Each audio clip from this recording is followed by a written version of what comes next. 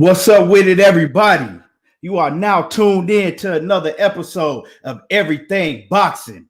There he go talking that boxing again. I don't watch reality TV. I watch boxing. Yeah, we got a whole lot to talk about today. We got a whole lot to talk about.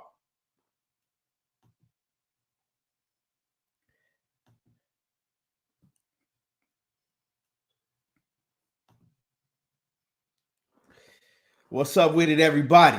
Like I said, I'm going to wait for some of y'all to get in the building, and we're going to go ahead and get the show started.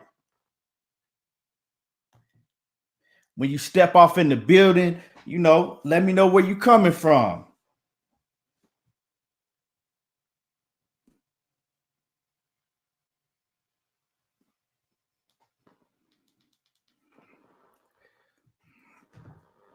What's up with it, everybody? Like I said,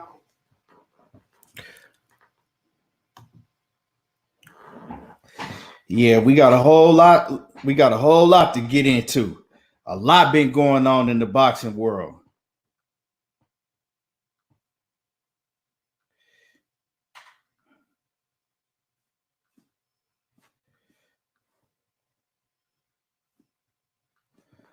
Like I said, when you jump in the building, let me know where you're coming from.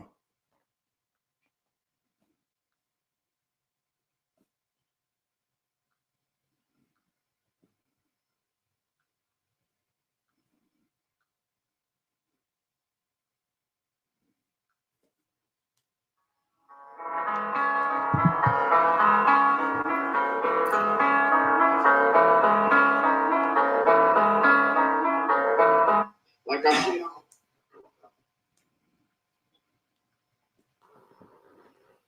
Kenneth Wise off in the building. What's good with it? From that Harrisburg, PA. Chevy Boy Hopper off in the building from that 513 Cincinnati, Ohio.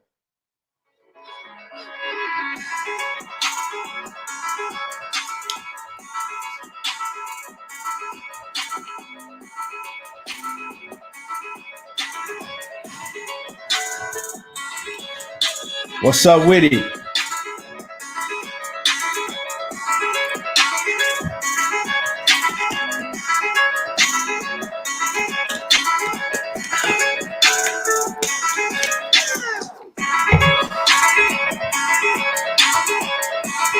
It's a whole lot been going on. Like I said, we got a lot to talk about. We got a whole lot to talk about. Like I said, I'm just waiting for a few more people to get in the building, and I'm going to get the show started off.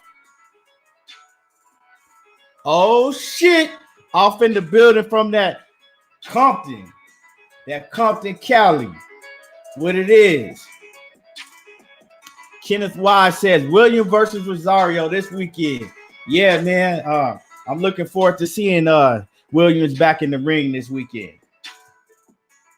They got a good little fight card going on this weekend.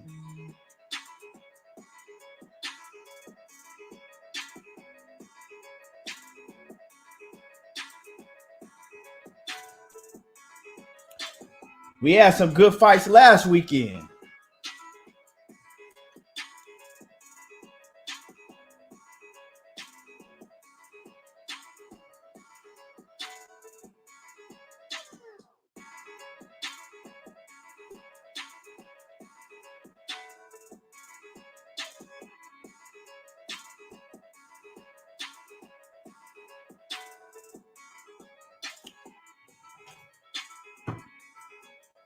Okay, I'm going to go ahead and get the show started off. I ain't going to wait no longer. If they come in the building late, they just come in the building late and they're going to have to catch the replay.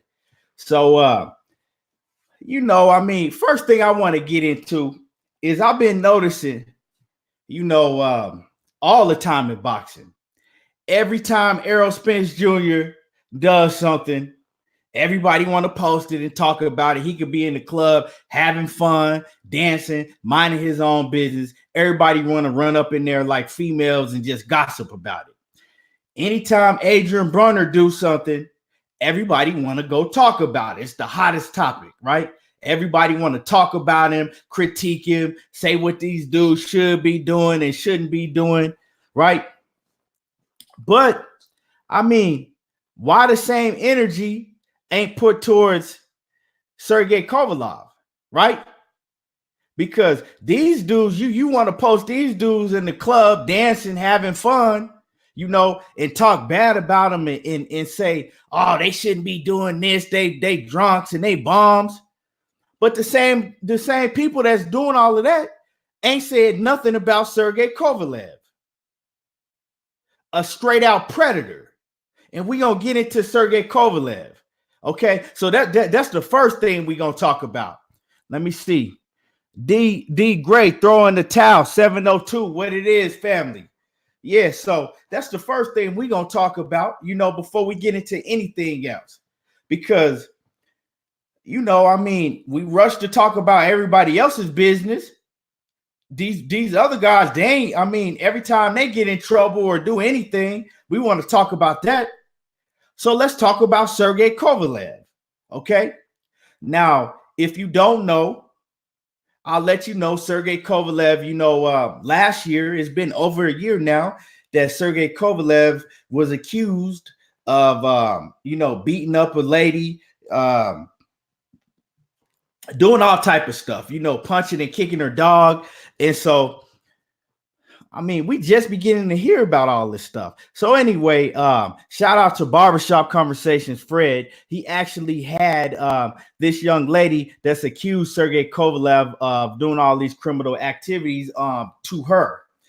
He had her on the show. She did a long interview, and she gave in extensive detail the things that Sergey Kovalev did to her.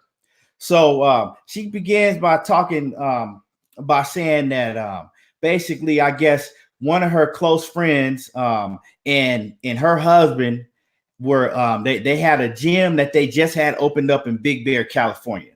Okay. At this time, Sergey Kovalev was actually training in Big Bear for his fight against, I think it was Eliter Alvarez, right? So he was up there training. So she goes up there for like the grand opening of her friend's gym.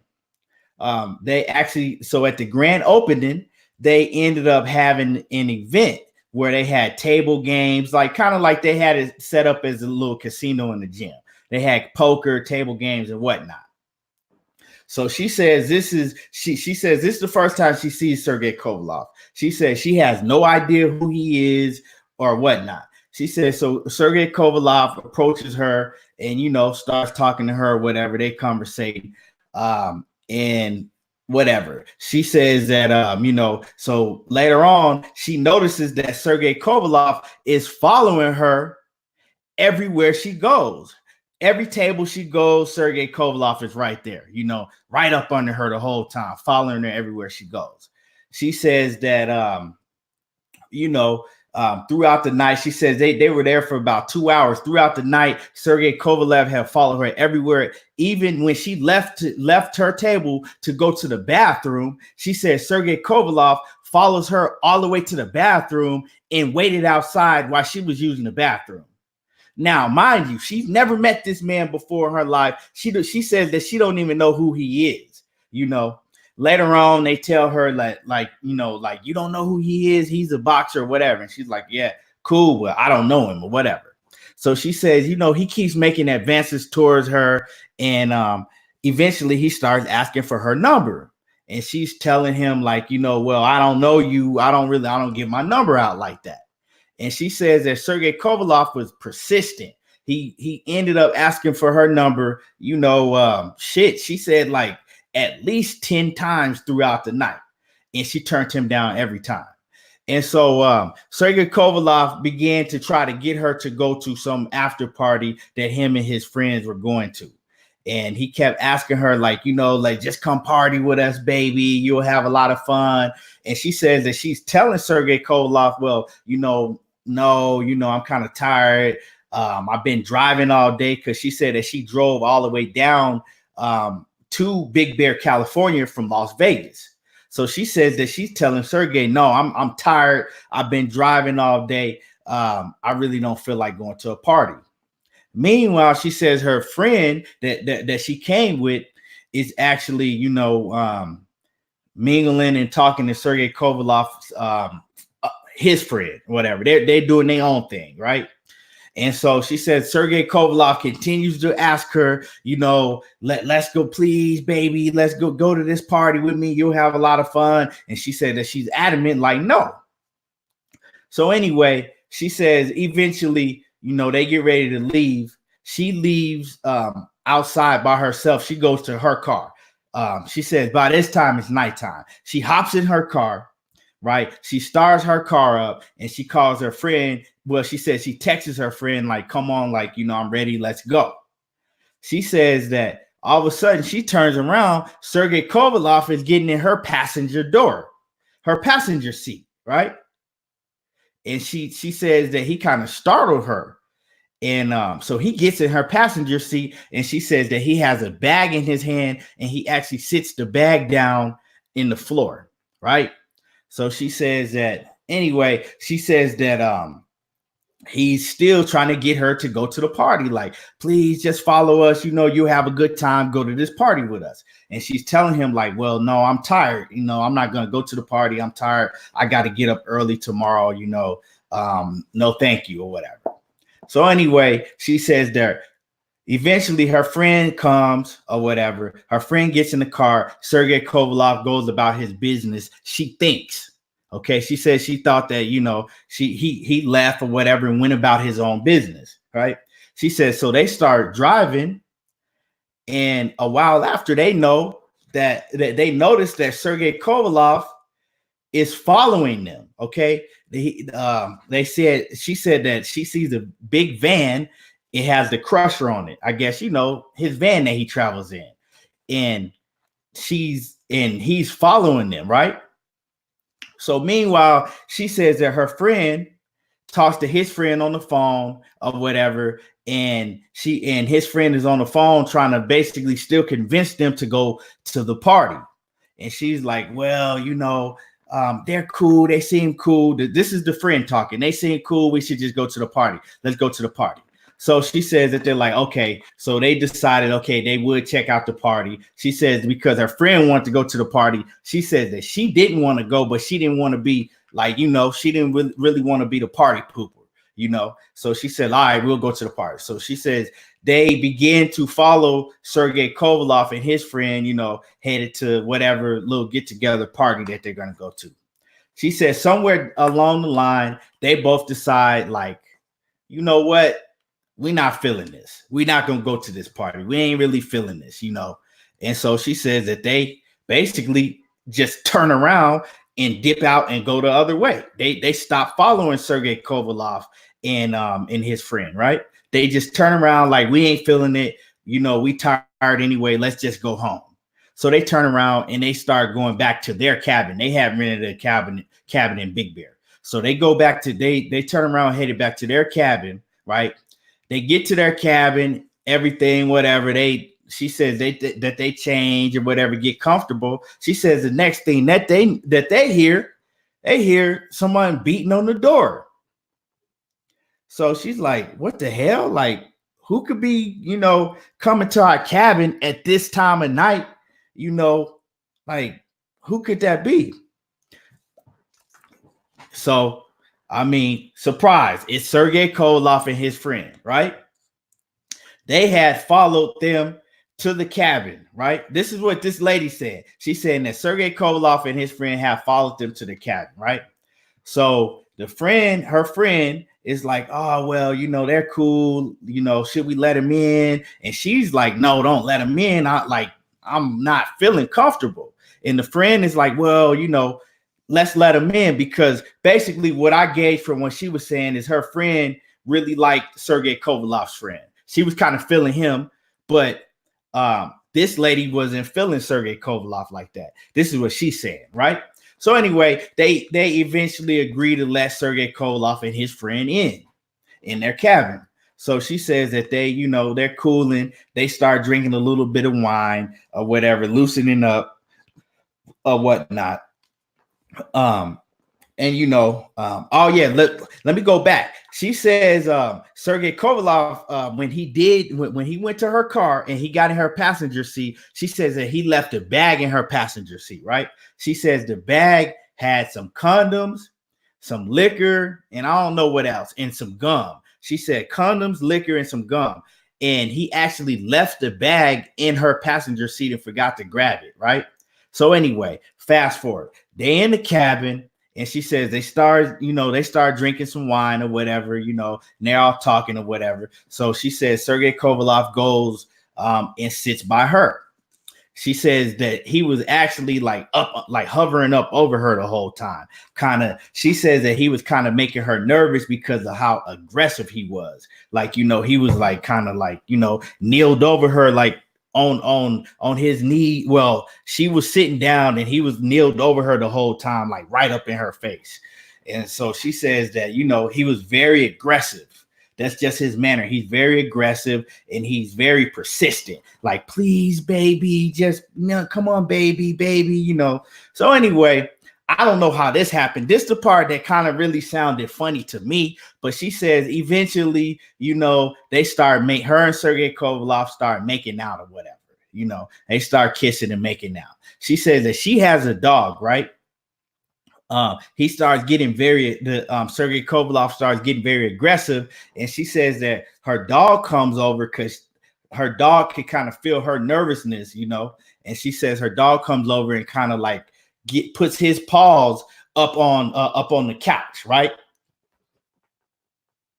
If it's dragging on a bit too long, take your ass somewhere else. Ain't nobody tell you to come here.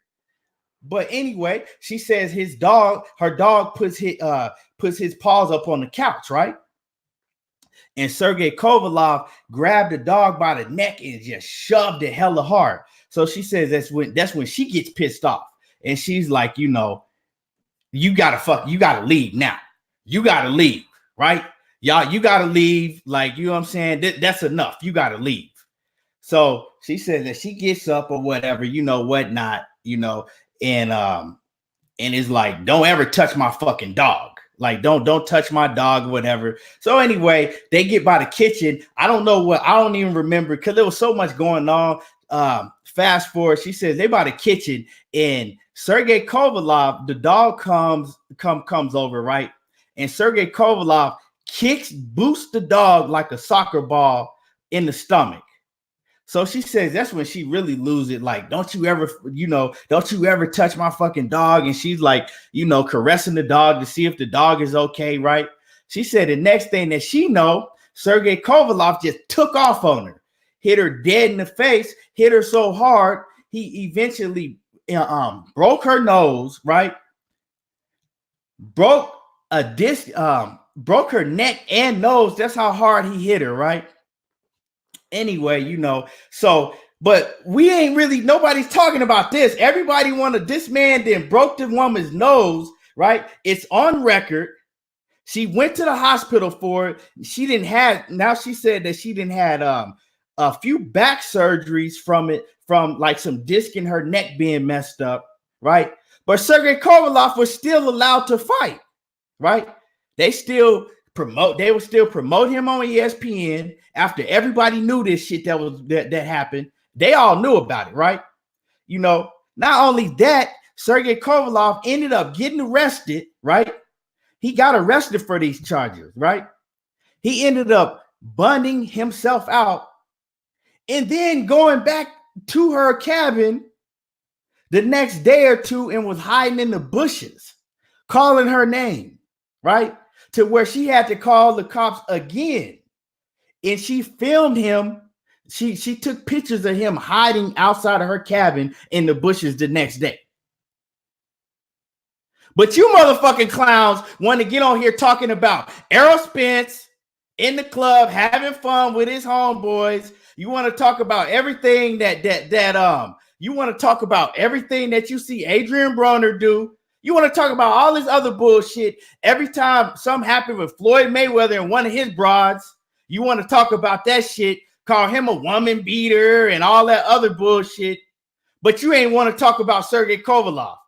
This man then broke a woman's nose, neck, and then stalked her at her cabin and followed her to her cabin when he wasn't even supposed to be following her in the first place. But you gonna tell me something about Errol Spence in the club? I don't want to hear about no fucking Errol Spence in the club.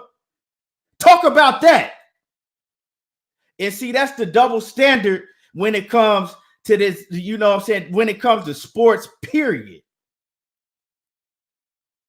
Why y'all ain't talking about that? Because when I scroll my timeline, I don't see shit about Kovalev. But I see Errol Spence in the club. I see some shit about Adrian Broner typing to a woman on Instagram. Come on now. Make it make sense to me, please. You know, so yeah, I mean, how y'all feel about that? That's what I want to hear. What y'all think about Kovalev? You know, a straight predator. Yeah, KG Alexander off in the building. He said, you know, y'all stay count niggas' pockets like some hoes. For real. But you don't want to talk about the real shit. I mean,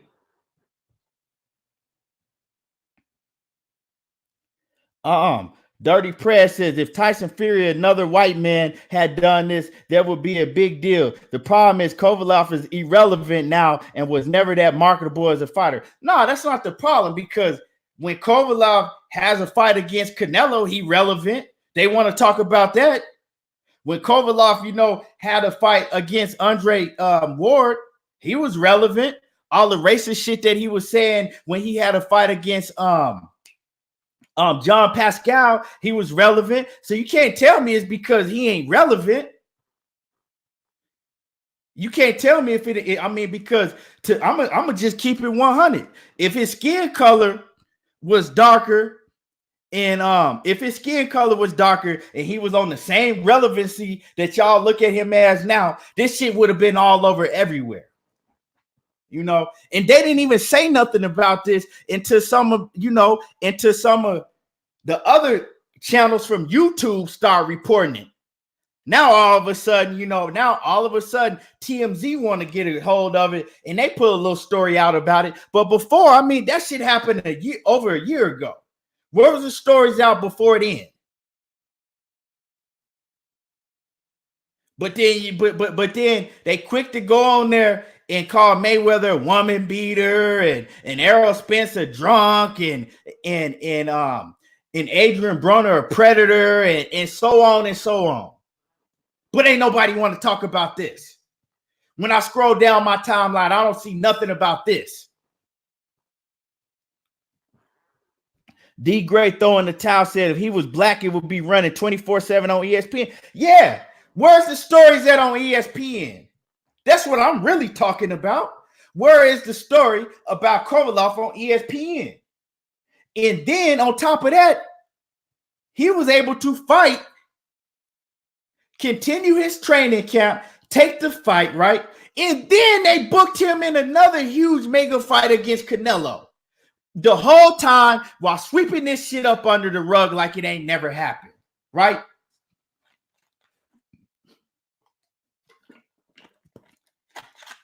But want to talk about Errol Spence, Adrian Broner, them just being in the club a million times. They want to talk about all that shit, but they're going to sweep that under the rug like nothing never happened. Okay? But they'll tell you about Odell Beckham Jr. handing some money out, right, at a football game, right? But they ain't going to tell you about ESPN's very own Sergey Kovalev that they promote that's under their banner. They ain't gonna tell you about that, right?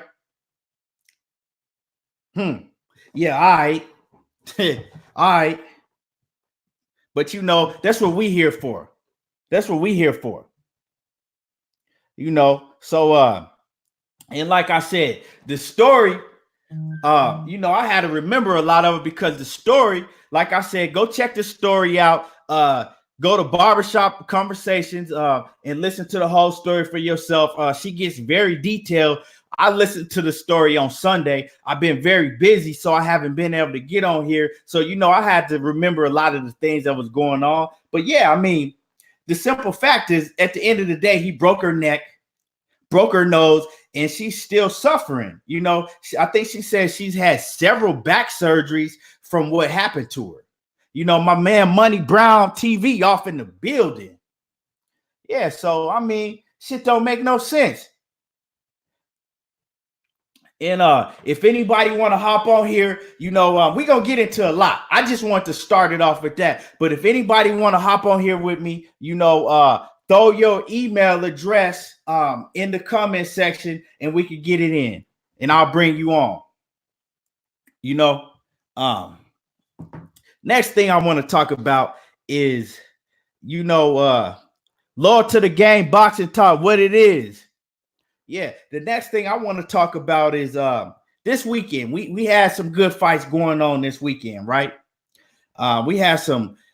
I already had told y'all about that Jaime Munguia and Gary O'Sullivan fight, right? I told y'all that that's not a fight that I was interested in as a boxing fan, but that was a fight that I would really like to see because I knew it was going to be an action-packed fight, right?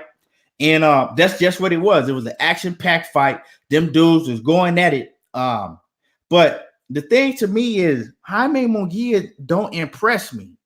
You feel me? He did what he did, but Jaime Munguia, let's point out the fact, let's just keep it real, is that he was hitting Gary O'Sullivan with some hard low blows, hitting him on the thighs, hitting him in his nuts. And you could tell after a while, Gary O'Sullivan started really slowing down. And you could tell that his movement, I'm not going to sit here and act like he's a fucking Demetrius Andrade or he moved like that in the first place. But you could tell his movement slowed down a lot. And then when that happened, when his movement slowed down a lot, Jaime Munguia really started taking it to him. Jaime Munguia really started taking it to him. What's good with it? BFTB Boxing. Everybody that's in here right now, that's everybody that's in here on this YouTube and everybody that's watching on Facebook right now.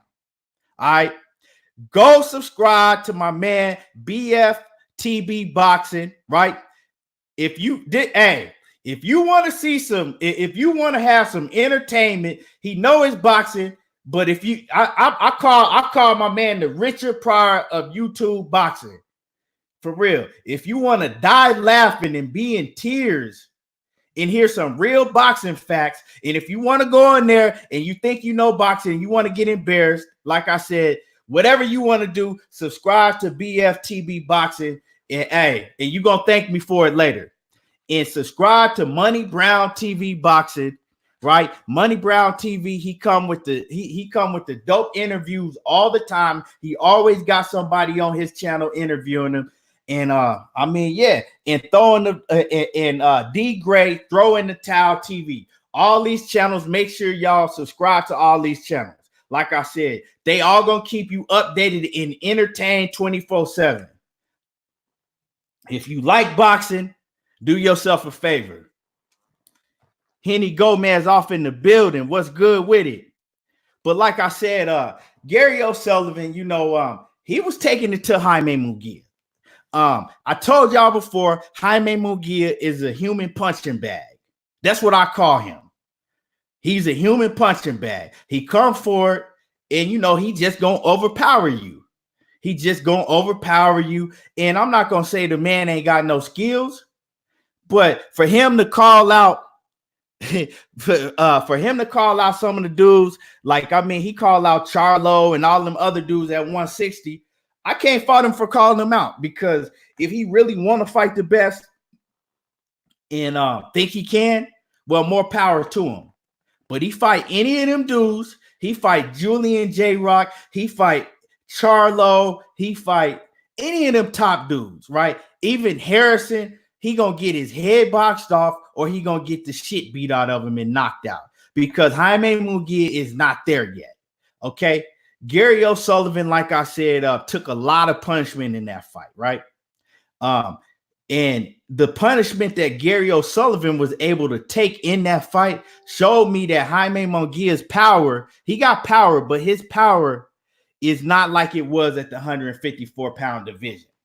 Because some of them shots that Gary O'Sullivan was able to take from Jaime Munguia and still continue on to fight, let me know that Jaime Munguia power did not move up in weight like it should have, or no, I'm not gonna say like it should have, like some of the people that follow him and root for him thought it would. It just didn't. because we all seen how Gary O'Sullivan got put to sleep by what's the dude from Canada? The white dude from Canada. Y'all know who I'm talking about anyway. We all seen Gary O'Sullivan get put to sleep before, and Jaime Munguia eventually got him up out of there. But it was more, to me, it was more so that from the accumulation of low blows that just took so much out of Gary O'Sullivan, he really couldn't, it just took a lot out of him. He couldn't really move like he wanted to. And after the fight, he actually showed he pulled his pants down and showed like on his lower thigh a couple of blows that he got hit with, and his thigh was like red and blue from getting hit with them low blows. But all in all, Jaime Munguia, he ended up doing his thing and getting a stoppage, right? He ended up doing his thing and getting a stoppage. And like I said, the fight was a very action-packed fight. But Jaime Munguia, he better stay away from them top dogs. Yeah. Todd Swindle off in the building. Michael Chavez off in the building. It was David Lemieux. Okay. So yeah, and Gary O'Sullivan, I mean, he's a what y'all want to call him, a C-level fighter. Gary O'Sullivan, he a C-level fighter, to me. He about a C-level fighter. Money Brown TV says Errol Spence Jr. was celebrating his birthday. Yeah, exactly. You know what I'm saying? You want to talk about that, but you don't want to talk about what's the more serious matter that's going on, with a straight predator. Anyway, let me get some shout outs real quick. Henry Gomez says Munguia defense is improving, but he still has a lot to learn. Yeah, that's fact. That's a fact. Pooh Dangle said, what you think about Murata versus Munguia? I think that's a hell of an action-packed fight right there. That's a hell of an action-packed fight. As far as who would win, I don't know. That's a 50-50 fight. That's actually a really good a fight for the fans right there.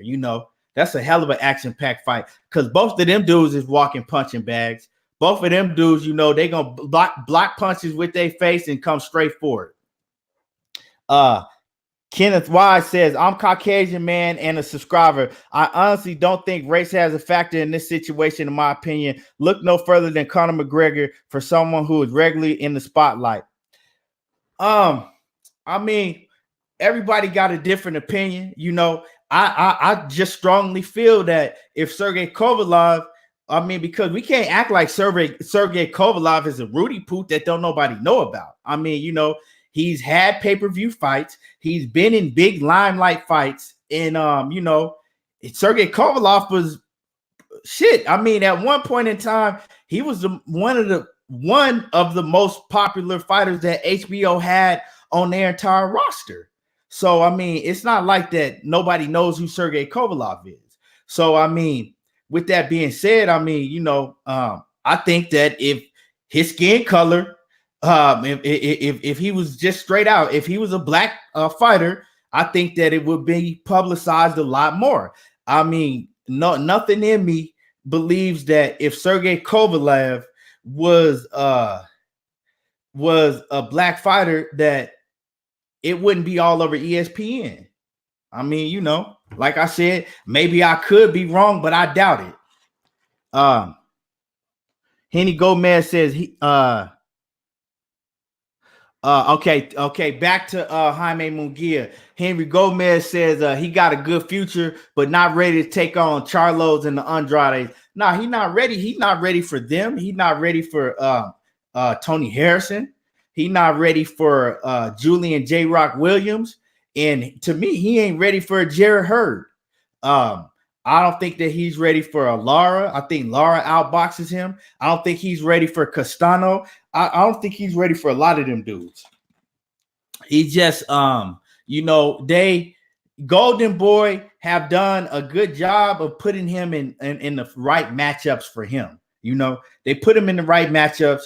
so he'll actually look good, you know. But Golden Boy, they smart, you know. They're not gonna put him in there with none of those guys. He could talk that shit on the microphone all he wants to, which he should. He should want to fight all of those dudes because he's a fighter. And as a fighter, I strongly believe that you should think that you're the best and you should want to fight the best.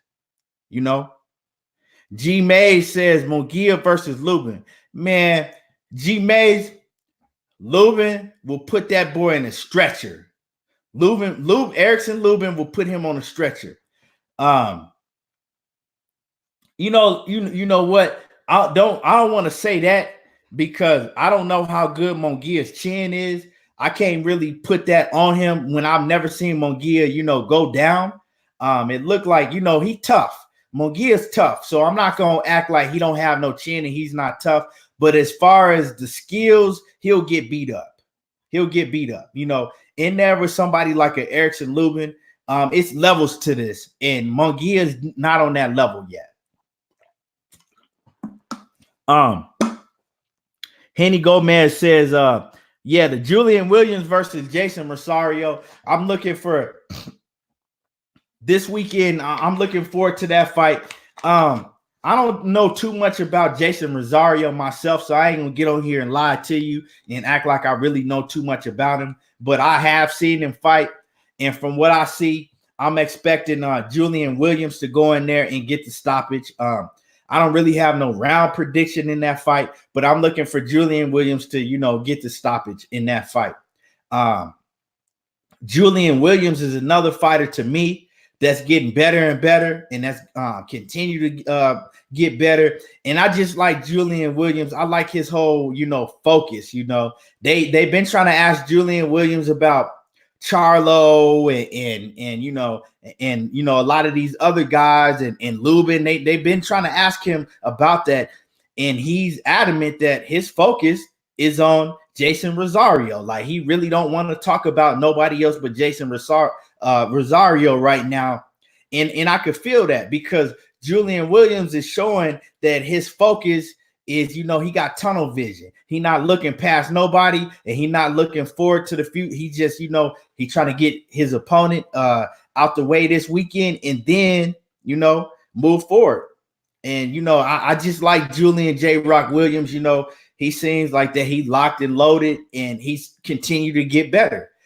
He's very humble. You know, he very humble, but he believe in himself at the same time.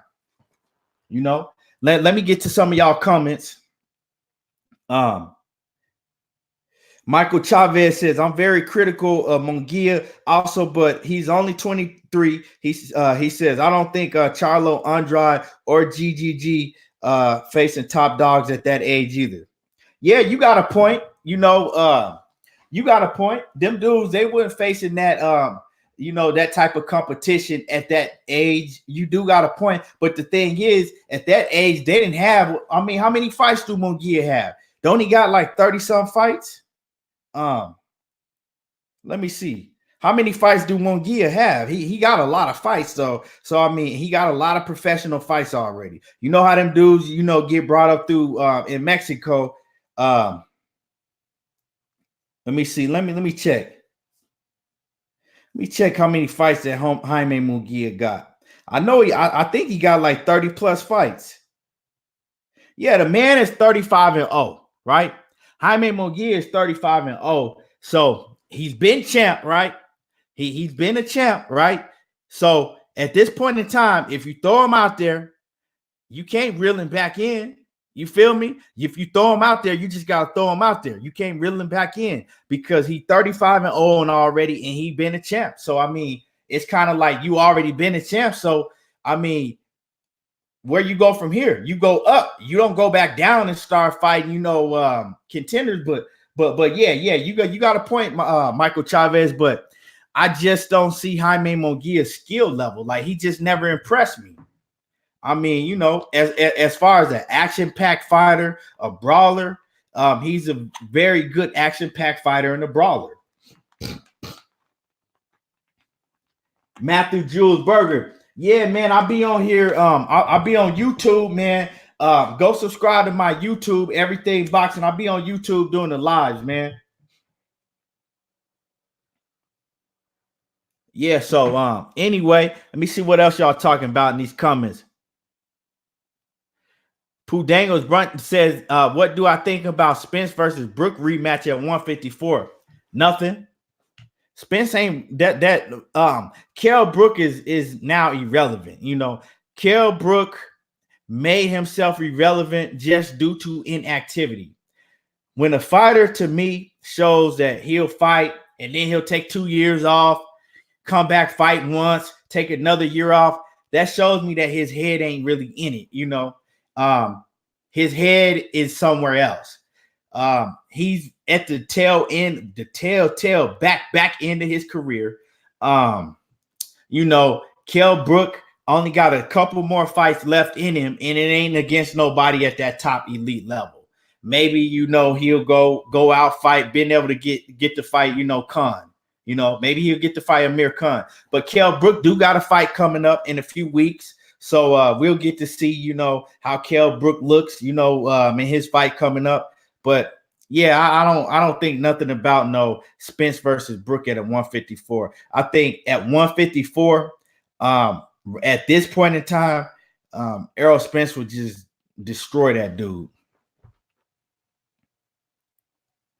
Henry Gomez says, if Munguia fights Kell Brook, I'll pick Munguia to stop Brook. Yeah, I mean, I don't know. That's hard for me to say, because let's not act like that Kell Brook at one point in time was not the most feared fighter at the 147-pound division. Kell Brook was a motherfucking beast, okay? If Kell Brook could, like, something in me believes that, yeah, he is at the back tail end of his career, but I still got something in me that believes that Kell Brook still, if he really focused and get active, he still got a few more, you know, real good fights in him to where he could, you know, show the old Kell Brook, you know, to where he could show the old Kell Brook. Now, if he could get in tip-top condition, which he always looks in tip-top condition, but it doesn't mean that he's sharp. You know, when it comes to being sharp in the boxing ring, you could look it, but it don't mean that you sharp like that, because we all know that he ain't been active like that. You know, he hasn't really been active like that since 2000, like what, 16, 17. So it's been a while. I mean, he's had fights here and there, but he hasn't been active. So G May says Kell Brook is a scrappy veteran. Brook by UD. Remember, Dennis Hogan beat Munguia, but he got robbed. Yeah, that's right. I gave Dennis Hogan that fight against Munguia. Also, in speaking of a Charlo, we seen what Jamal Charlo did to Dennis Hogan. You know what I'm saying? We seen what Jamal Charlo did to him. So we probably won't be hearing about no Dennis Hogan for a long time. Dennis Hogan had a, you know, he had a little uprising for what he did to Jaime Munguia. But we ain't gonna hear about him for a while now. Henry Gomez says, I don't know. I used to like Brook, but his last few fights have been bad. Let me see. When was the last time I saw Kell Brook fight? I know it was at 154. Yeah, he fought at 154. He didn't look good his last fight. He didn't look that good. But the fights before that, I think he looked good. And it was at 154 also. But yeah, it's just like, I don't know what's up with Kell Brook. You know, I think that after Errol Spence did what he did to Kell Brook, that shit took his heart away. Kell Brook didn't have he ain't had the nuts for it. Like, it took his heart, like, you know, and then him having to listen to all the fans talk. Well, I'm not even gonna say the fans. Errol Spence broke that man. Okay, we know what Triple G did. Triple G broke his eye socket, right? A separate eye socket from what Errol Spence did. Let's keep it 100, okay? Triple G broke one eye socket. Errol Spence broke the other eye socket. But Errol Spence actually also broke that man's ribs. Errol Spence beat him down, okay? Triple G didn't beat Kell Brook down like that. Triple G ended up, you know, breaking Kell Brook's eye socket after Kell Brook was performing good in that Triple G fight. Let's not act like Triple G was just walking through Kell Brook like that, because he wasn't. But Triple G eventually, you know, I think it was the fifth round or something, fourth or fifth round, ended up breaking Kell Brook's eye socket. And you know, Kell Brook's corner threw in the towel when Triple G started coming on. So in that fight, Kell Brook didn't take, you know, he didn't get beat down. He didn't take like some serious punishment like that. They threw in the towel and basically, you know, kept him from taking any punishment further on, right? But in that Errol Spence fight, he took a lot of punishment. And Errol Spence just broke him down and beat him down to where he just gave up. That's whatever people want to say. Oh, well, he wasn't. No, he was the same Kell Brook. He came in there looking the same. He fought the same. He was the same Kell Brook that we had been seeing in his prime. But Errol Spence, being the dog that Errol Spence and how hungry Errol Spence wasn't taking no for an answer that night. And he beat the shit out of Kell Brook and beat him down and made him quit. Right? That's if you go back and watch that fight, you see somebody make you quit. Right? He beat him down for 11 rounds. And I'm not saying that Kell Brook didn't have his moments and Kell Brook didn't look good in that fight, because he did. But what that fight came down to is who got the biggest nuts, right? That's what it came down to.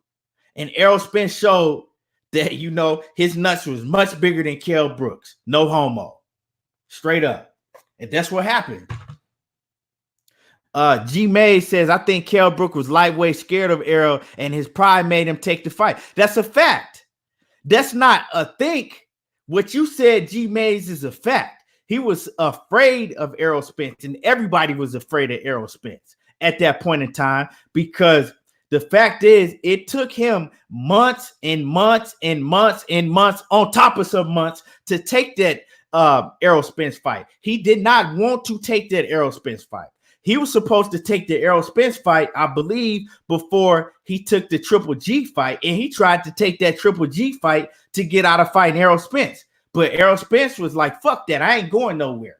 If I got to sit here for a year and wait for this man to fight me or give up his belt, that's exactly what I'm going to do.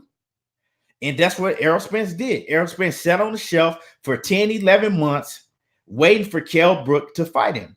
And he finally got that fight, and he showed up and pulled out. Like I said, he did his thing. He went all the way over there in Kell Brook's backyard and took his soul from him.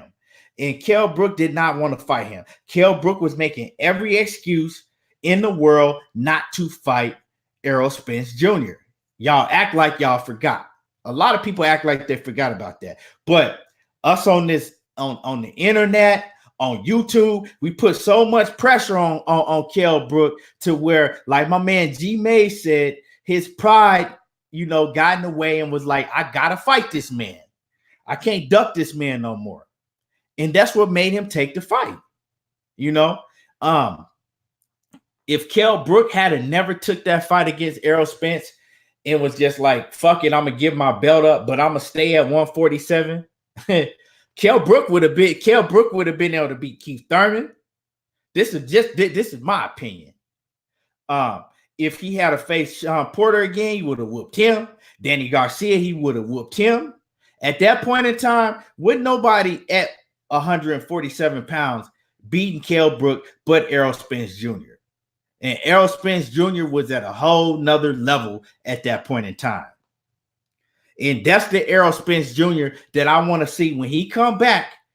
That's the Errol Spence Jr. that I think I'm going to see, okay? God make things happen for a reason. That's my beliefs. And when Errol Spence come back, he gonna be that Errol Spence Jr. that you seen that had the shag in the that had the shag in the Bundu fight, and the Errol Spence Jr. that went over there and beat the shit out of Kell Brook. Henny Gomez says, talking about GGG, he should run back his last fight with Derevyanchenko. Dude was a draw, if anything. Yeah, Derevyanchenko beat GGG, but GGG immediately said that he's not fighting Derevyanchenko again. But you know, I mean, people act like they didn't want to talk about GGG not wanting to take that fight again. To me, that he clearly lost. Michael Chavez says, do you think Spencer is going back to his old strength and conditioning coach? He's on another level when he's training with Blu-ray. Yeah, I mean, everybody can see that. Everybody can see that when Errol Spence trains with Blu-ray Fitness, that his body looked way different, right? When he was on the note, he was more sharper, he was much stronger, and he was just on a whole nother level. That's when you seen Errol Spence really bullying them dudes and just beating them into submission. You know, his power was on another level. His he was just on another level. As far as do I think I'm gonna see him go back to Blu-ray? I don't know. I really don't know if he gonna go back to Blu-ray. That's something I don't know. I would like to see him go back to Blu-ray, but I think one of the biggest things, because I've heard Blu-ray do several interviews, and Blu-ray said that him and Errol, they ain't never had no falling out or nothing. They still cool. And if for y'all don't know what I'm talking about, Blu-ray Fitness was Errol Spence strength and conditioning trainer all the way up until the Mikey Garcia fight. Okay. He had an excellent strength and conditioning trainer that's on a whole nother level, right? That had him doing crazy shit, that he wouldn't be doing with anybody else. And, it was the Errol Spence that we saw when Errol Spence was just running through and dominating these guys. And I think Errol Spence, when he was with Blu-ray, I think he had like 12 knockouts in a row. He had Blu-ray all the way up into the Mikey Garcia fight. One of the biggest things that I think, I don't know, like I said, I don't know, but maybe he stopped working with Blu-ray because, this was a point in time when he started gaining a lot of weight and blowing up to, maybe 175, 180 pounds or more. I don't know. But before, when Errol Spence was having fights, it also has to do with the inactivity, only fighting once or twice a year. So, when you young like that and you got all of this money and now you only fighting once or twice a year, I mean, shit, you ain't in the gym no more. You got, unless you a guy like Andre Ward or a fighter like Mayweather and some other fighters, it's only a few fighters that have supreme discipline and focus like that.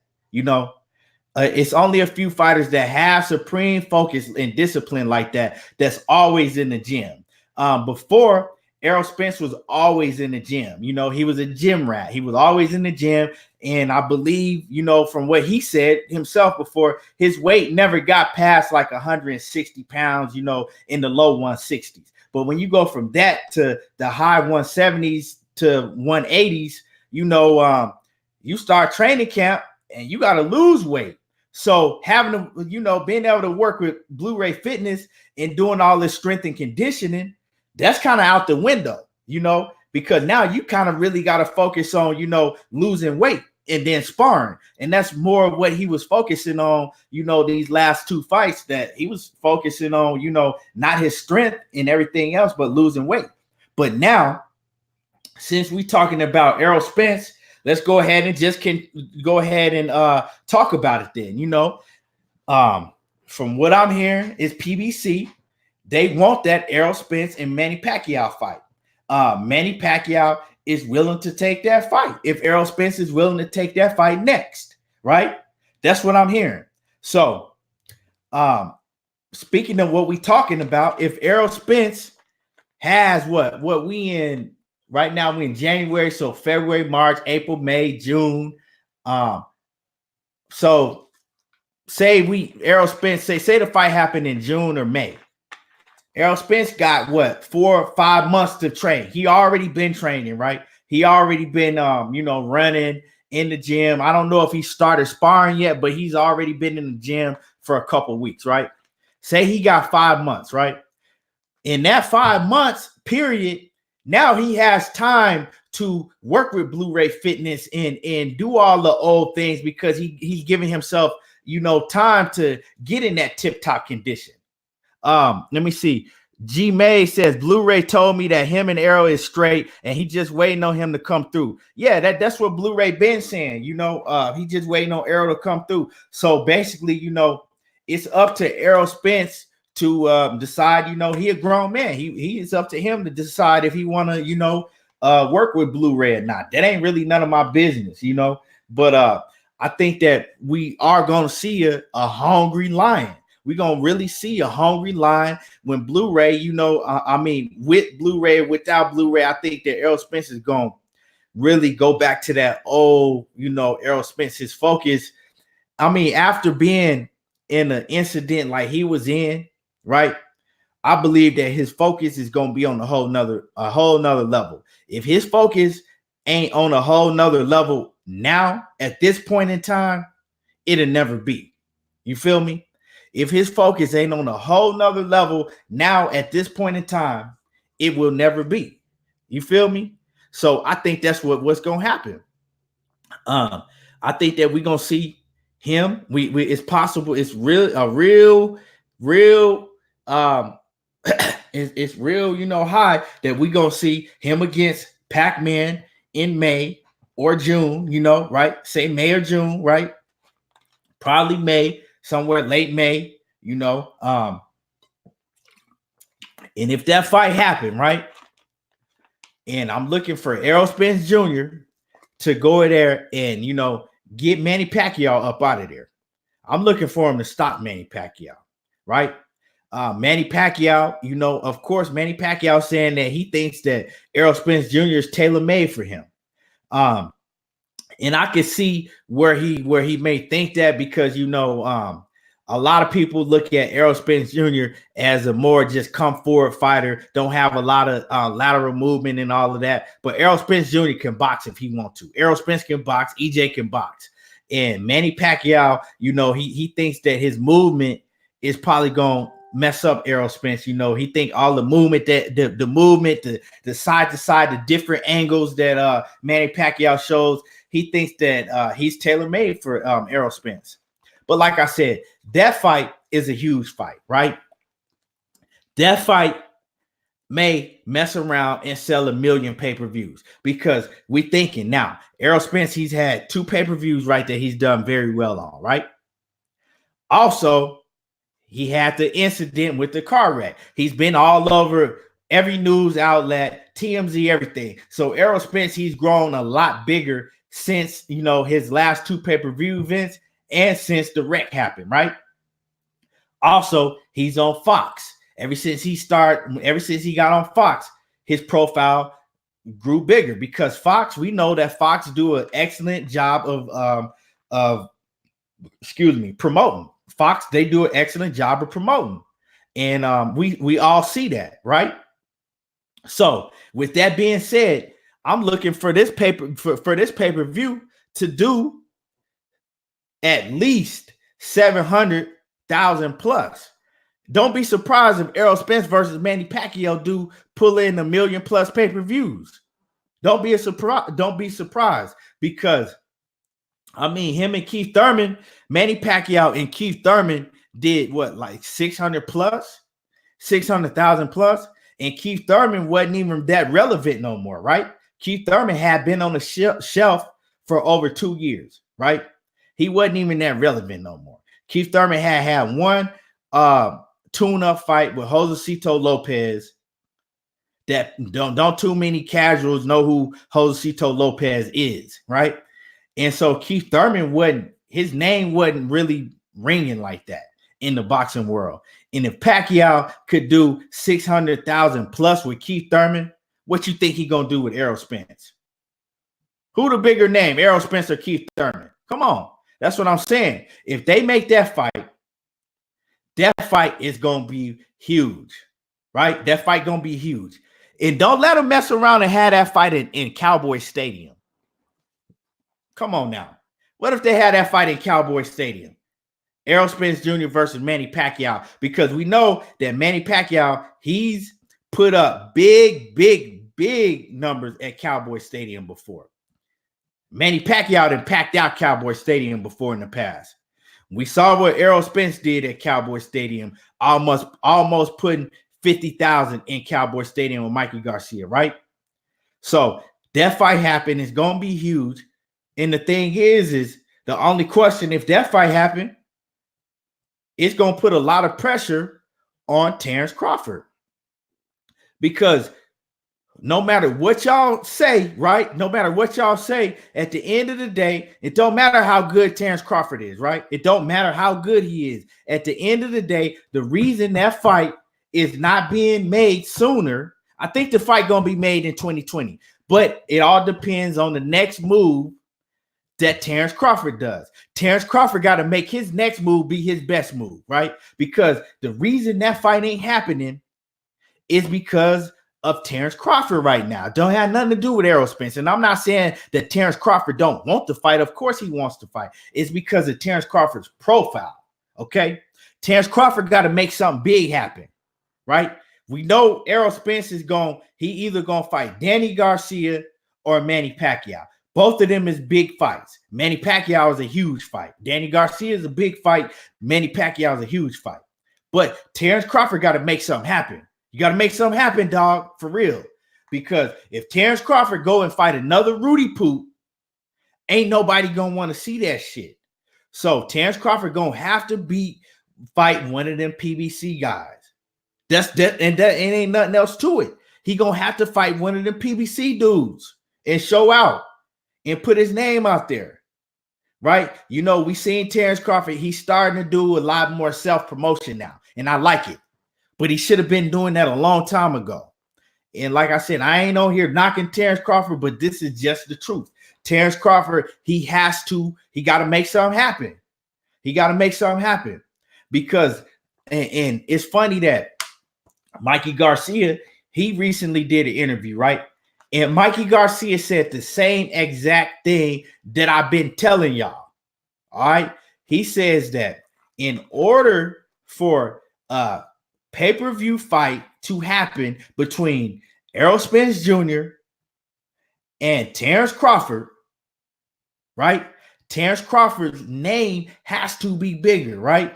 Because you got to pay, right? The fight has to be 2 times bigger than it would be if it was, on the same, if it was 2 PBC guys fighting or if it was 2 ESPN guys fighting. The fight got to be 2-3 times bigger, right? To do a cross promotion. It just do. Because everybody got to get paid big money. And it's money going out here. It's money going out there. It's this network and that network. The fight got to be huge for it to happen. Just like they already know that Tyson Fury and Deontay Wilder fight is already going to be huge. They already gauged that fight because of what the numbers that the first fight did, right? And they've been building this fight up since what? Over a year now? So, I mean, yeah, it makes a lot of sense. So, you know what I'm saying? Terrence Crawford, he has to go. It's crunch time for Terrence Crawford. If he want to be able to make this Errol Spence Jr. Fight, if this mega fight, because it is a mega fight, if he want this fight to happen, he got to really he got to punch the gas. He got to get on the gas. Real talk. Terrence Crawford got to get on the gas. So, getting on Twitter, whatever he got to do, at the end of the day, he going to have to fight somebody. Terrence Crawford got to fight somebody. And who is Terrence Crawford going to fight? That's the only question. So, this is what I'm saying, right? Terrence Crawford, he got 2 names that he needs to fight, right? Either one of the 2. He got to fight Sean Porter, and he talking about he don't want to fight Sean Porter, but Sean Porter daddy talking about, look, we waiting for the call. We waiting for the call. So Sean Porter dad said they wait for the call, and then Bob Arum, he recently spoke, and he said that's a fight. He said he looking at Sean Porter and Terrence Crawford as a good fight. He said before he wasn't really looking at the Sean Porter fight as a fight that he wanted to pay any attention to until Sean Porter went out and performed against Errol Spence like he did. Bob Arum now says that that's a fight that that he thinks will be a good fight for Terrence Crawford. So if Bob Arum saying it, Kenny Porter saying, he waiting for the call, but then we ain't really heard nothing from Sean like that. But then you got Terrence Crawford saying that he ain't interested in it. He only want to fight for titles. So who you gonna fight? That's what I want to know. If you ain't fighting Sean Porter, Danny Garcia ain't got no title. You know Manny Pacquiao ain't finna fight you next. So who you gonna fight? That's what I'm saying. Keith Thurman ain't gonna fight you. Keith Thurman, he injured for the 135th time. Keith Thurman out. He not finna take no fight with you when he come back like that. So I mean, who are you gonna fight? You say you only interested in titles. That was the excuse that you made. One of them was that Sean Porter, your friend, and you're not interested in fighting him because you're interested in fighting for titles. Okay. Well, all the titles is on the PBC side, so who you gonna fight? And you can't fight just anybody. You gotta fight a big name. So we know it ain't gonna be Manny Pacquiao. We know it ain't gonna be Errol Spence. You down to two people, Terrence Crawford. You down to Danny Garcia or Sean Porter. You ain't got nowhere else to go. So I mean, what's it gonna be? What is it gonna be? Let me see. Let me see. Yeah, and everybody smash the like button. Mr. Tiptoe off in the building. Yeah, everybody smash my like button. It only take a second to hit that like button. It ain't that hard to do. Let me see. Let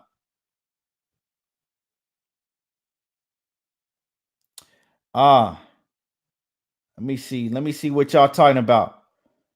D Great throw in the towel says Crawford gonna do the fight with Golden Boy's 154 champ. Well, D Great, Crawford talked about that himself.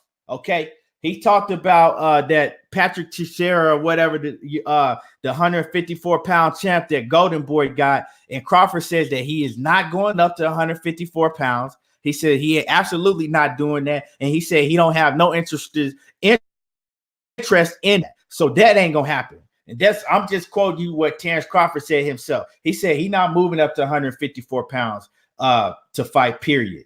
So he says that his focus is on 147 pounds. He got business there, and that's what he focused on. So that ain't gonna happen. So, excuse me. G May says he can't complain about no PBC fight, but turn down Porter. It don't make sense. Yeah, like you can't turn down. You gotta be able to want all the smoke right now, right? And I see a lot of dudes saying that, well, if they were such best friends, why Terrence Crawford wasn't at Sean Porter's wedding? And shout out to Sean Porter. He just got married.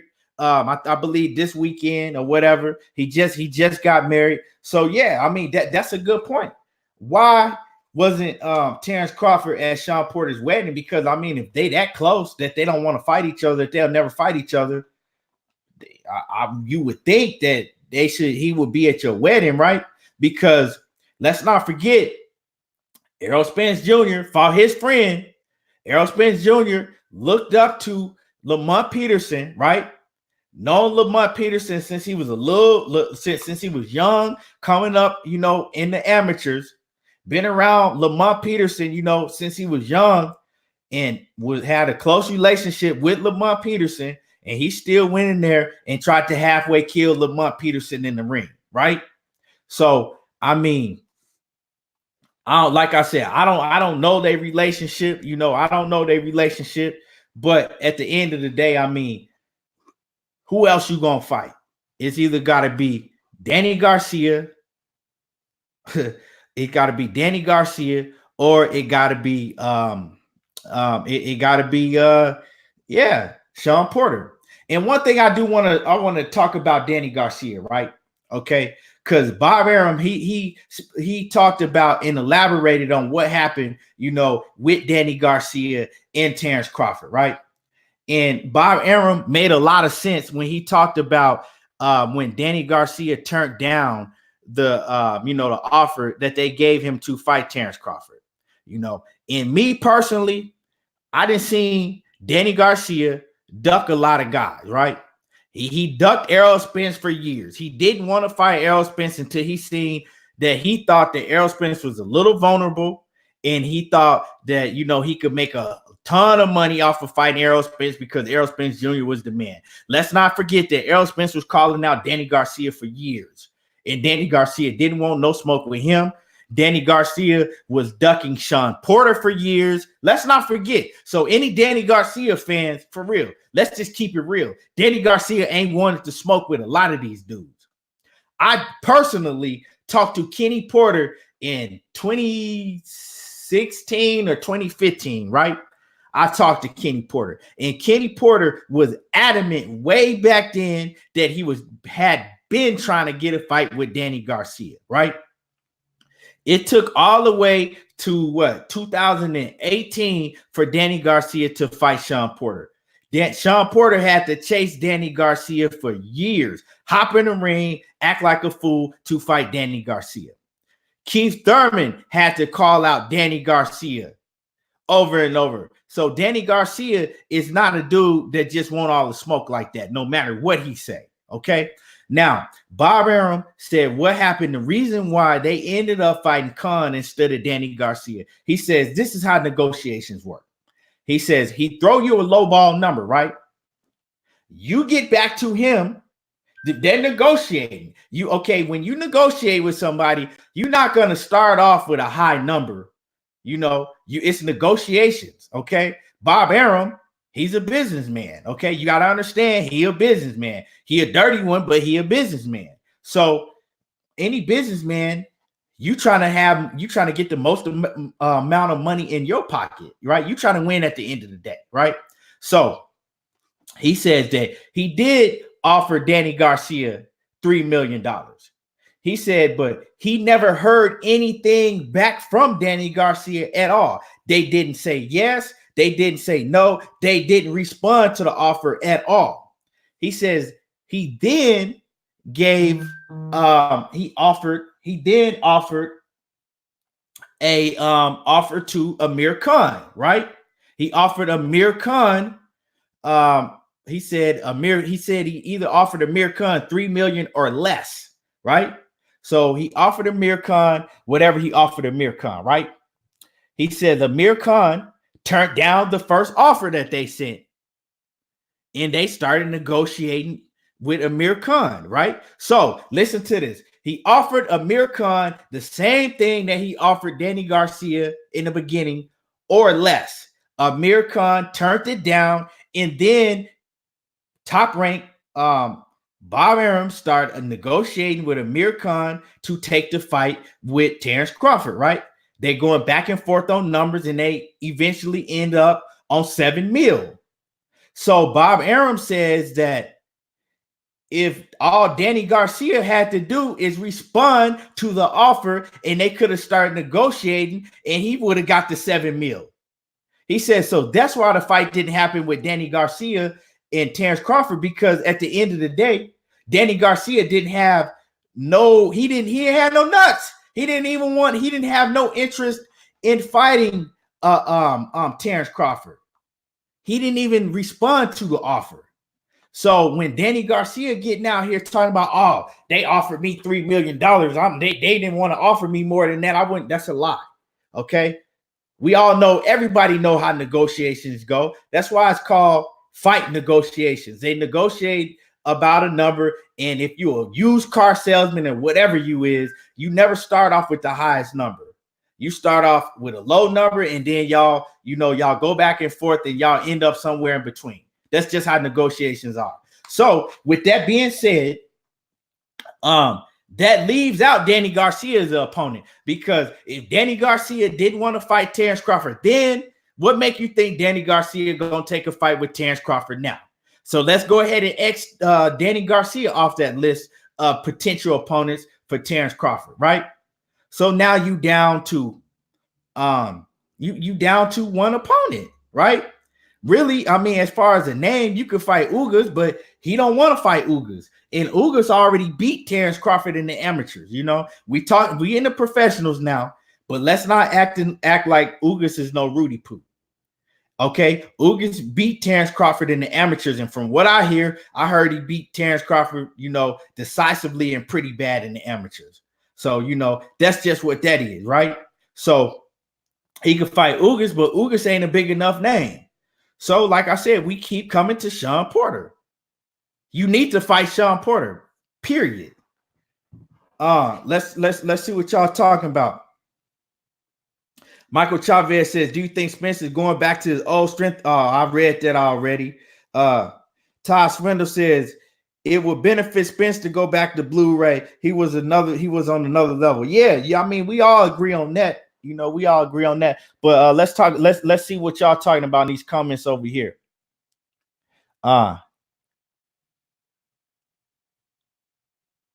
Henry Gomez says Keith Thurman started doing well too late in that Pacquiao fight.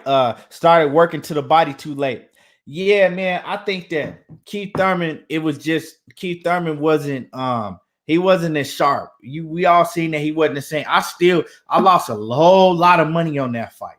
But to this day, I still think that if Keith Thurman was the same Keith Thurman that he was back when he fought when he fought Shawn Porter back before he got hurt, I think that he would have beat I think that Keith Thurman would have beat Manny Pacquiao.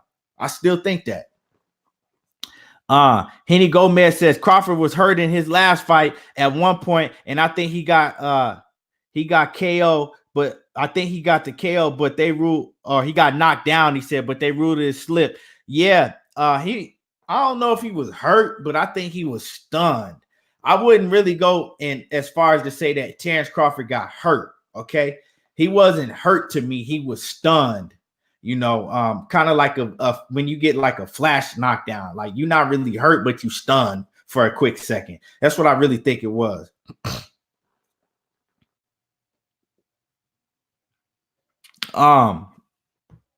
What else y'all talking about? Henny Gomez says Danny Garcia can't beat Crawford. He's going to spend most of the night just to try to counter. Don't get me wrong, Danny is one of my favorite in the weight class. Yeah, I don't think he could beat Terrence Crawford too. Terrence Crawford presents too many different looks and movement for Danny Garcia. But if Terrence Crawford decides to stand there and bang with Danny Garcia could get him out of there. You know what I'm saying? But I don't think Terrence Crawford would fight Danny Garcia like that. I think that he would move more and, use more of his boxing skills because Danny Garcia hit hard. Keith Thurman says, when Danny Garcia hits you, he said that shit hurt on your arms. You feel that shit everywhere. Shawn Porter said the same thing. We seen Danny Garcia give Shawn Porter a hell of a fight. Danny Garcia could crack. If you in the pocket, if you in his range to where he can hit you, he could crack. So, I mean, that's just what that is. So, yeah, at the end of the day, like I said, we narrowed it down to one opponent, and the only opponent that's really there for Terrence Crawford to really fight somebody right now is Shawn Porter, because you got to fight a big name. Shawn Porter is a big name.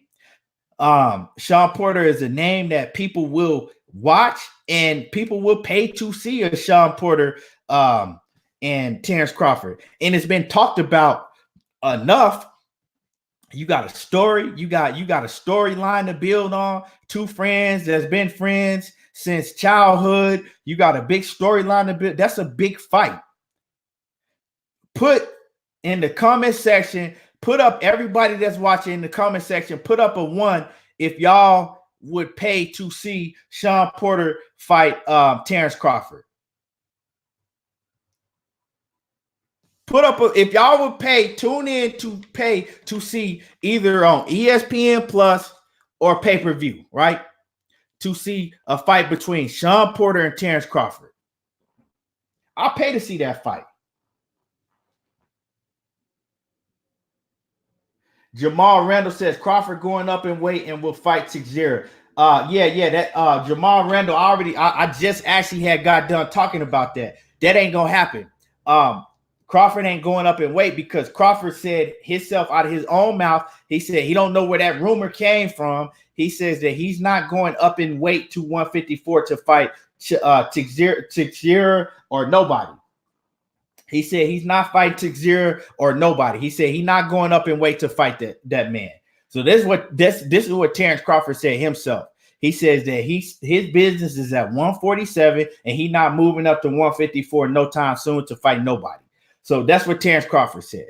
So like I said, and even if Terrence Crawford were to move up in weight, that fight ain't gonna cut it. Because I said that's not a big enough name for Terrence Crawford to get his profile bigger to make a fight between him and Errol Spence as big as it needs to be to make that fight a cross-promotional fight. It's just not. Don't nobody know that. We know that dude, but don't nobody know that guy from Golden Boy. Nobody know him. So, it like I said, the whole point of what I'm saying is Terrence Crawford needs to fight a big name that people know, that people know good enough, well enough that they'll pay for, and that'll make his name much bigger than what it is right now. Because when they make a Errol Spence Jr., Terrence Crawford fight, they looking to it's a cross promotion, right? When you're doing a cross promotion, just like this Tyson Fury, Deontay Wilder, right? For everybody to get paid like they need to get paid, both networks and all of that, they're looking to have probably, at least 600 plus thousand pay-per-view buys. And that's on the low end, right? If they make a Terrence Crawford Errol Spence fight, right? The way these guys want to get paid, they looking to make that fight close to 1 million pay-per-view buys. And to do that right now, that fight is not lucrative to do that for a cross promotion. I guarantee you right now, if you made, we are diehard boxing fans, right? We diehard box, so we gonna pay for it regardless. Because that's a fight that everybody that know anything about boxing want to see, right? But if you ask your girlfriend and you ask her friend or you ask your homeboy that really don't watch boxing like that, they don't really know who Terrence Crawford is like that, okay? They might be like, yeah, I heard of him. I ain't really never, you know what I'm saying? Terrence Crawford's name ain't that big yet, right? And I guarantee you that if you ask them about Manny Pacquiao, they know who Manny Pacquiao is. So if you put Errol Spence Jr. versus Manny Pacquiao right now, or Errol Spence Jr. versus Terrence Crawford right now, right? What's gonna be the bigger fight? Easily, Errol Spence and Manny Pacquiao is the much bigger fight. That's why Errol Spence needs to go and fight Manny Pacquiao, which that's the fight that PBC they down with it. Errol Spence said he down with it, and Manny Pacquiao, he kind of acting like he down with it if Errol Spence don't take no tune up in between, that if he fight him right off the bat, right? If he willing to fight him right off the rip, he down with it. Errol Spence said he down with it, so that's the fight that I'm looking for them to make next, right?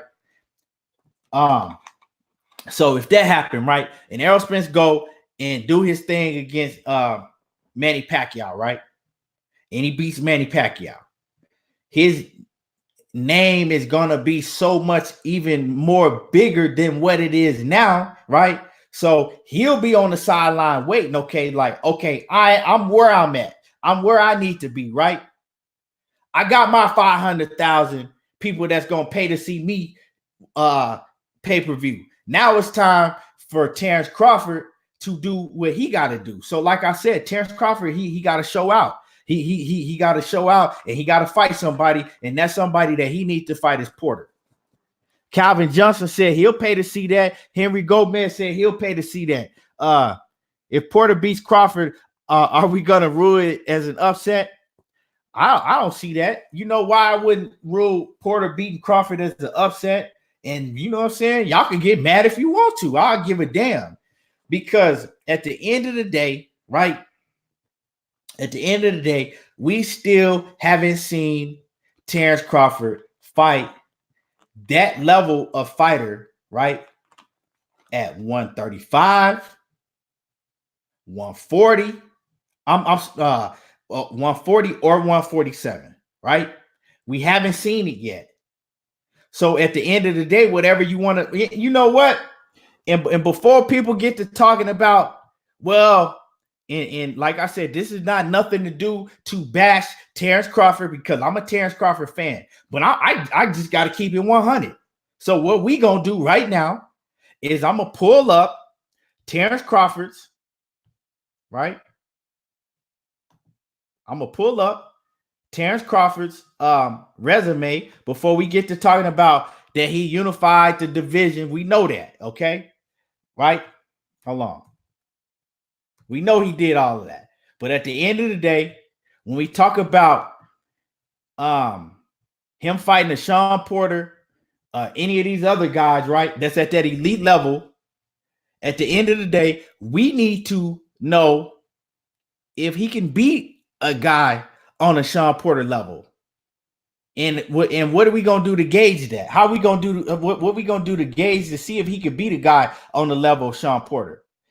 We only can go off of the competition that he's fought, right?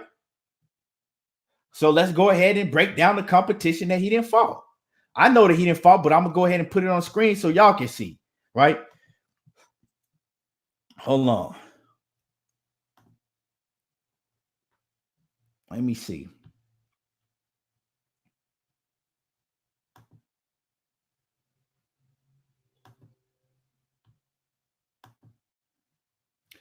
Okay.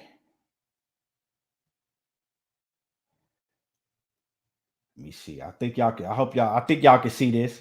Let's go down his resume, right? Okay, let's go down. We gonna start. Let's see where we gonna start at. Let me see. Okay. We'll start at Hank Lundy, right? Hank Lundy. Okay.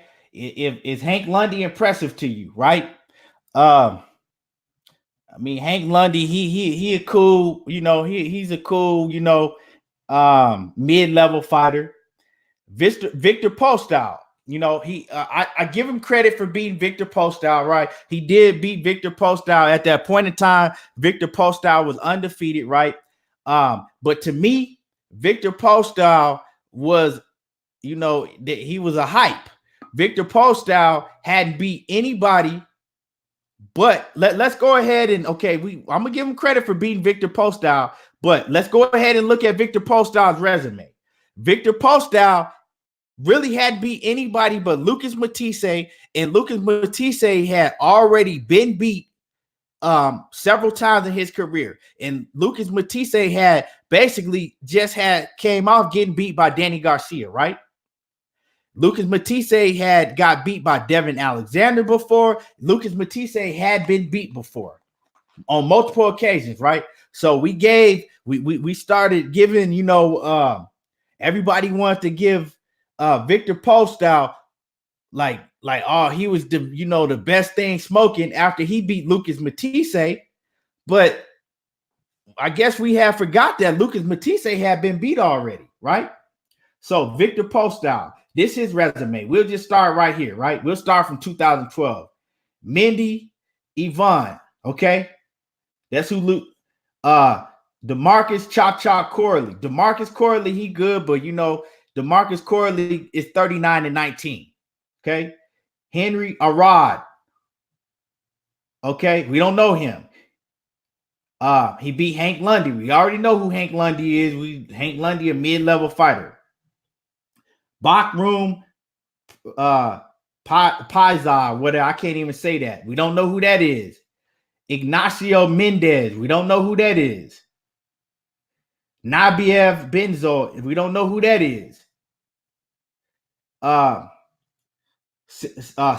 Aiden. Okay. We know who he is, but he's like another mid-level fighter. Jake Gusario. Okay. Gusario or whatever. However you say that. That right? These are all opponents that Lucas Matisse beat That these are all the opponents that Victor Postol fought leading up to his victory over Lucas Matisse, right? He hadn't fought nobody really. You know what I'm saying? He hadn't really fought nobody. Then he beat Lucas Matisse, right? So then once he beat Lucas Matisse, everybody put him, they tried to basically make a great white hype out of him. That's just what it was. They tried to put him on a huge pedestal and act like he was so great because he beat Lucas Matisse, right? After he fought Lucas Matisse, he fought Terrence Crawford, right? That's when Terrence Crawford beat Victor Postol, right? Terrence Crawford went on to get a unanimous decision against Victor Postol, right? After that, Victor Postol fought another guy that we ain't never heard of, right? That has a record right now of 9-0, right? Well, he had a record of 9-0 when Victor Postol beat him, right? Then Victor Postol went on to lose to Josh Taylor. See, we don't want to talk about that. Victor Postol, right, went on to lose to Josh Taylor. And then went on to fight two other nobodies that we don't know about, right? So that's Terrence Crawford's resume, right? That's one of the best guys that people say that he beat, right? And this is at 140, right? So that's one of the and then he beat John Molina, okay? Adrian Brunner, everybody didn't beat John Molina, right? Then he beat Felix Diaz. Me personally, I was impressed in his performance against Felix Diaz. I mean, of course, he was the huge favorite to beat Felix Diaz. I think I actually had him on a parlay for that fight. I think that he was like a plus 1,800 or plus 1,300 for that fight. So, I mean, he ain't never been in nothing nowhere near a 50-50 fight yet, right? So he beat Felix Diaz, right? Right? Then he beat Julius Indongo to become the undisputed champion at 140, right? Now let's go back to Felix Diaz. Felix Diaz is another guy that already had lost to Lamont Peterson, right? Felix Diaz had already lost to Lamont Peterson, right? And then Julius Indongo, let's see who Julius Indongo had beat on his resume that everybody wanted to, crown Terrence Crawford. I mean, you can't take his accomplishment away for becoming undisputed at 140. But I just broke down who he beat, okay? The only person that he beat that was near any type of impressive at the 140-pound division, right? At the 140-pound division, that was Victor Postol, right? And Victor Postol had beat nobody himself except for Lucas Matisse that had already been beat several times, and that got beat by Danny Garcia, right? So this is Julian Indongo's resume. Just look at this. You don't know none of these dudes on Julius Indongo's resume. Ain't none of these dudes on here we know. Okay, we know one person, Ricky Burns. Julius Indongo beats Ricky Burns, right? Ricky Burns at the time already had 5 losses and 1 draw, right? Ricky Burns have been over the hill for a long time, right? So Julius Indongo beats Ricky Burns and he gains the WBA title, the IBF title, and the IBO title, right? So Julius Indongo has 3 of the titles. All Terrence Crawford got to do now, Terrence Crawford got 1 title. All Terrence Crawford got to do now is go and beat Julius Indongo for the rest of them titles. And that's how he became undisputed. That doesn't impress me. Julius Indongo was a bomb, right? He was a straight bomb.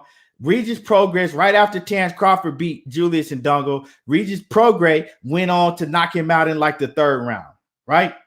So Julius Indongo, that's a no for me, dog. And then he went on to beat Jeff Horn. Jeff Horn, we all know Jeff Horn for getting the gift decision over Manny Pacquiao. And at that point in time, I think Jeff Horn might have been like 18-0 when he fought Terrence Crawford. He was a school teacher before that. Jeff Horn is not an elite fighter. Anybody that say that Jeff Horn is an elite fighter is a damn fool. but he beat Jeff Horn. Okay, let's say Jeff Horn was a title holder at 147 pounds. That was Jeff Horn is a C-level fighter, right? He beat Jose Benavidez, right? He did struggle in that Jose Benavidez fight. Before Jose Benavidez blew out his knee because Jose Benavidez got shot in the knee 8 times, right? Had been out of the sport for years, came back, had like 1 or 2 tune-up fights, and then fought Terrence Crawford, right, on a bum knee. These are just facts. He beat Terrence Crawford, right? He fights Terrence Crawford, and Terrence Crawford gets him up out of there in the 12th round, right? TKOs him in the 12th round, right? We see it right here, right? Terrence Crawford struggled in the beginning of that fight. He got caught a lot in that fight until the point where Jose Benavidez, he couldn't move no more. Like the man was just just right there. He was a punching bag. That was all he could do was come forward and get hit, basically. And Terrence Crawford was eventually able to get him up out of there. That wasn't impressive to me. Like I said, because Errol Spence would have done it, Sean Porter would have done it, Danny Garcia would have done it. All these names that I'm naming you, especially at the 147-pound division, anybody from Danny Garcia to Keith Thurman would have got these dudes up out of there also, right? Then he fought Amir Khan. We know what happened in the Amir Khan fight. We know that Amir Khan been washed up for years. And then he fought Green Machine, right? And we know what happened there, right? So that's Terrence Crawford's resume, right? So hold on. A lot of y'all gonna get mad about this, and I don't give a damn. So, like I said, for us to say that Terrence Crawford fighting a guy like Sean Porter, it will be an upset. I don't think it'll be an upset because we never seen Terrence Crawford fight a guy on that level before, and that's just a fact. That's a fact. We ain't never seen him fight a guy on that level before, and that's just a fact, And so I don't know. I wouldn't be surprised, if Sean Porter beat Terrence Crawford in a very close fight. I wouldn't be surprised. I just wouldn't, and that's the reason I wouldn't be surprised, because I think that Terrence Crawford probably would win the fight. I think it's a close fight. I think it's a very close fight. I don't know who I would pick in that fight, to tell you the truth. I might lean towards Terrence Crawford just because of his, his boxing skills, but who knows? That's a 50-50 fight to me. And Terrence Crawford, to me, has never really been in a 50-50 fight. People would say Gamboa, but Gamboa was moving up in weight, right? Gamboa was coming off over a year layoff and moving up in weight. And Gamboa is like 5 inches shorter than Terrence Crawford. So, I expected T-Bud to go in there and do his thing, which he did. So at the end of the day, shit, who he fought that's on that level? Ain't nobody. So he got to prove to me that he could beat at the 147-pound division, that he could beat a guy like Sean Porter and look good doing it. That's just what it is. But other than that, like I said, he got to make something happen. He got to make something happen. And yeah, man. Let me see what y'all talking about. D Gray throwing the towel says Pac-Man and Spence could easily have 2 fights if the fight is entertaining or close. He says, which would leave Crawford out in the cold another 18 months. Yeah, they could, but I don't know, man. I don't see that fight happening twice. But like you never know in boxing, it could happen twice. You just never know, Henny Gomez says Pac-Man has a foot and a half out the door, and don't see him sticking around too much longer if he loses. Yeah, that's what I see. I see that Pac-Man, I don't see him really sticking around too much longer, especially these guys ain't getting no older. These guys is getting younger in the division, and they getting better and better, and Pac-Man is getting older and older, But take nothing away from Pac-Man. He a legend. I just do not see him beating Errol Spence. I don't see him beating Errol Spence. And that's just what it is. I don't see him beating Errol Spence.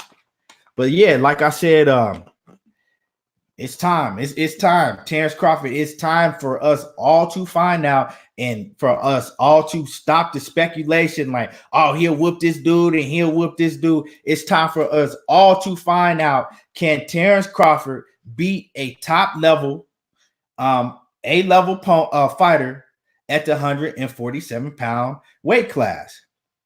Because no matter what nobody say, to me, he never had to fight an A-level fighter at 147 pounds. I mean, at 140 pounds. He just didn't. The closest to it, like I showed y'all, was Victor Posto.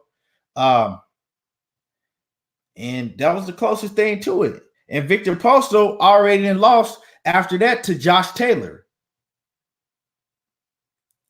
So, Victor Posto's, and the only, good fighter that Victor Posto really had beat was Lucas Matisse, that was already at the back end of his career, and that already had took some L's. So, I mean, how good is Victor Posto when you're talking about the elite level? Y'all, you know what I'm saying? Y'all be the judge of that. I said what I felt, and that's how I feel. Yeah, so what else? It's a lot. It's a lot going on. I still want to touch on, the Jimenez fight, Jimenez, the shim or whatever that, whatever it is, calling out Clarissa Shields.